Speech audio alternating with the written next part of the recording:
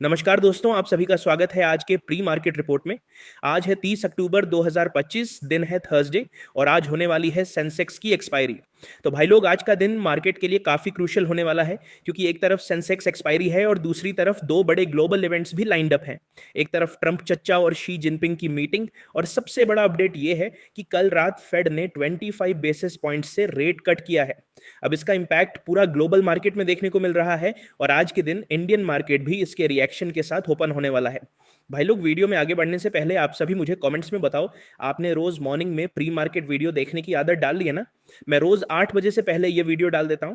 भाई लोग, सबसे पहले बात करते हैं कल के एफआईआई और डीआईआई डेटा की। कल एफआईआई ने कैश मार्केट में अराउंड 2540 करोड़ रुपए की सेलिंग की, जबकि डीआईआई ने 5692 करोड़ रुपए की स्ट्रॉन्ग बाइंग दिखाई। मतलब एक तरफ फॉरेन इन्वेस्टर्स कॉशियस स्टांस में दिख रहे हैं, लेकिन डोमेस्टिक इन्वेस्टर्स ने मार्केट को संभालने की पूरी कोशिश की है। डेरिवेटिव सेगमेंट में एफआईआईज ने बैंक निफ्टी फ्यूचर्स में थोड़ा सा सेल किया, लेकिन निफ्टी और मिड कैप फ्यूचर्स में बाइंग पोजीशन ली है। Overall sentiment neutral to mildly positive side में दिख रहा है, लेकिन एक्सपायरी होने की वजह से वॉलेटिलिटी हाई रहने वाली है। भाई लोग, अब बात करते हैं ऑप्शंस डेटा की, जहां से मेजर सपोर्ट और रेजिस्टेंस लेवल्स मिलते हैं। सेंसेक्स कल क्लोज हुआ था अराउंड 84,997 के आसपास, और 85,000 के स्ट्राइक प्राइस पर सबसे ज्यादा ओपन इंटरेस्ट बना हुआ है। वहां पर पुट राइटर्स का स्ट्रॉन्ग प्रेजेंस है, जिससे 85,000 एक सॉलिड सपोर्ट जोन बन गया है। अगर मार्केट 85,105 के ऊपर निकलता है तो ऊपर के लेवल 85,200, 85,300 और फिर 85,450 तक जा सकते हैं। लेकिन अगर नीचे की तरफ 84,750 का लेवल टूट गया तो नीचे 84,700, 84,500 और एक्सट्रीम में 84,202 तक स्लाइड हो सकता है। भाई लोग, अब आते हैं चार्ट्स पर। सबसे पहले बात करते हैं सेंसेक्स की।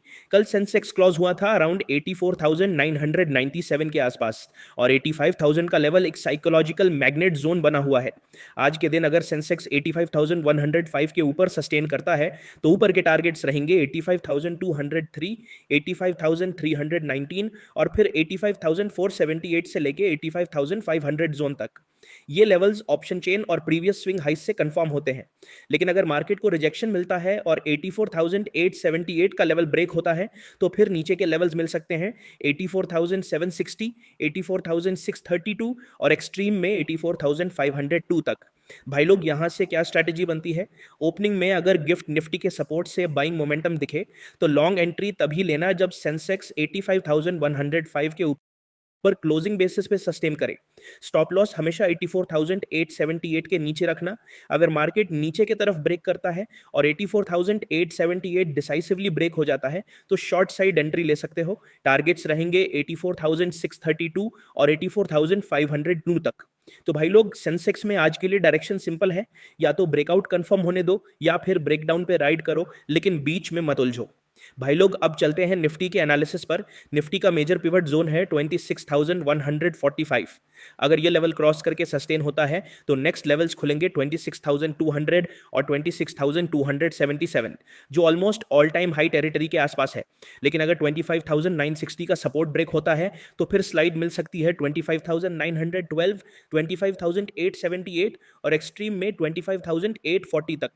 भाई लोग, अब आज का प्लान देख लो। अगर ओपनिंग गैप अप के बाद निफ्टी 26,145 के ऊपर सस्टेन करें तो buy on dip strategy follow करो। टारगेट्स रखो 26,200 और 26,277 के आसपास।